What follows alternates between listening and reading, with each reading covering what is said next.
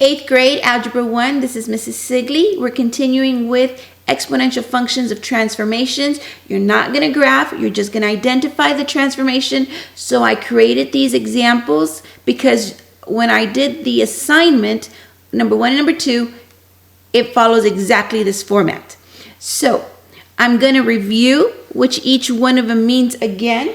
But again, you can use the graphic organizer that we created, or you can just print mine out, whichever you want to do. But I'll go over them really quick so I can identify them easier. So if I'm going to reflect across the x-axis, well then your a value has to be a negative. If I'm going to reflect across the y-axis, well then my c value has to be a negative. If I'm going to do a translation up, well then that k value has to be a positive. If I'm going to do a translation down, well then that k value has to be a negative.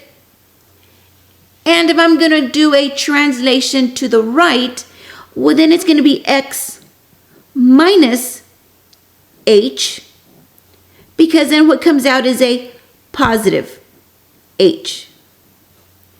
If I'm going to go to the left, well then it's going to be x plus h, because then what comes out is a negative h, or a negative number.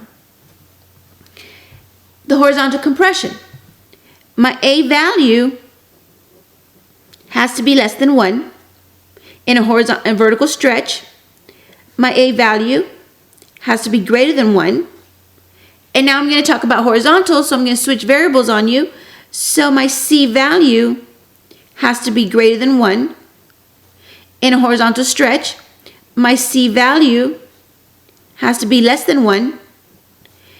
And now I'm going to switch variables again, because now I'm talking about growth and decay. So if it's growth, my b value is going to be greater than 1. And if it's exponential decay, my b value is going to be less than 1. If you do this, I promise you your assignment is going to take you about 10 minutes. So I'm going to identify my transformations in this equation. And I tried to make it look scary and kind of difficult, but watch. We're going to go through this. So first, I see my negative right there. That means that my a is a negative. Then, 1/2. That means that my a is less than 1. And then my factor. Look at my factor. My factor is 4/3. That means that my b value is greater than 1. I try to trick you here because that's an improper fraction. So therefore, it's greater than 1. Then I have a horizontal translation because it's x plus 4. And so I know what comes out, it is going to be a minus 4. And then it's going to be a vertical translation. So it's going to be a positive 6. So I'm going to go ahead over here on this side and I'm going to circle what they are. So if my a is negative, I know it's a reflection across the x-axis. If my a is less than 1, well then it's going to be a vertical compression. If my b is greater than 1, well then it's a growth. I know that I'm going to be going to the left because what came out of the parentheses was a negative number. So I'm going to circle number 6. And finally, I'm going to be shifting up. So therefore, I'm going to circle number 3. And so the transformations that occurred were 1, 3, 6, 7, and 11. And so I look at my multiple choice answers, and I look for 1, 3, 6, 7, 11, and that happens to be answer number D. And this is exactly what you're going to do on your online assignment. So now look at number 2, example number 2. It's a negative there, but you don't see a number. But I know that that's my a. And so my a happens to be a negative. Then my factor is 3/4.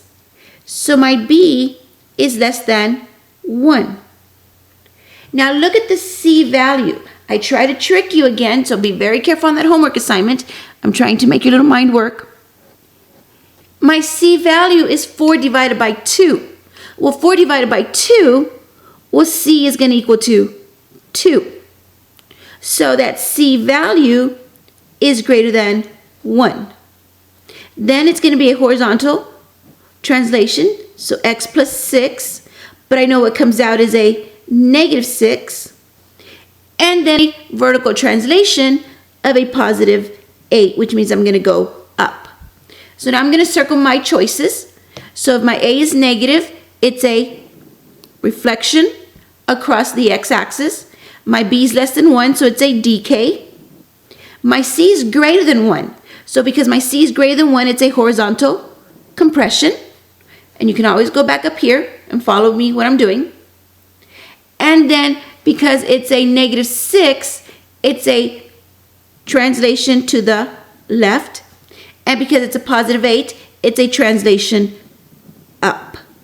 So the choices that I selected were 1, 3, 6, 9, and 12. So those are all the transformations that occurred. So I look at my answer choice, 1, 3, 6, 9, and 12, and so my answer has to be A. And I'll cross those out. The last example, and so you better be very careful in your homework assignment because this is what I did. I tried to make it look scary, but it's actually really easy.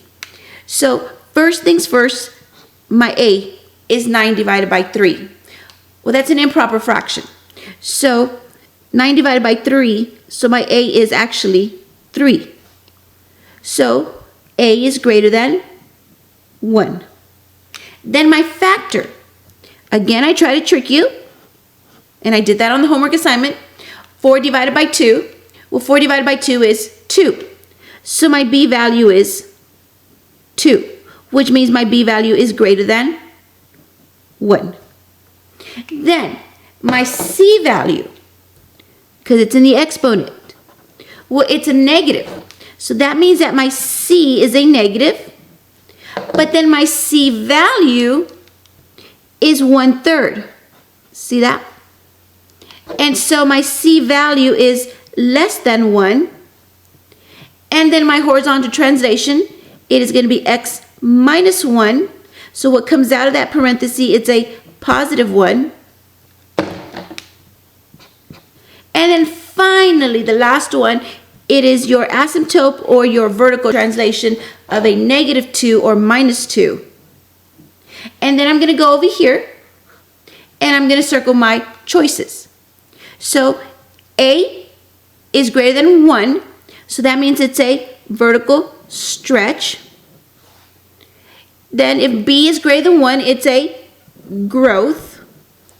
My C is a negative, so that means it's a reflection across the y-axis. But my C also happens to be less than 1, so it's a horizontal stretch. And it's a horizontal translation, but to the right. And finally, it's a vertical translation 2 units down. So what I circled were 2, 4, 5, 8, 10, and 11. And so that answer is going to be C. Not A, not B, or D.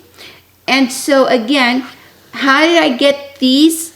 I just went back to that graphic organizer that I did at the beginning in video number 1, and I just wrote that, and that's how I identified what was happening with all those variables. Don't make it too hard. And so again, this is the last video that I will be doing, and we are done with exponentials. The next time that you see a video or your next assignment for 6.5 and 6.6, it's going to be a review. So good luck, and we wish you the best. Bye.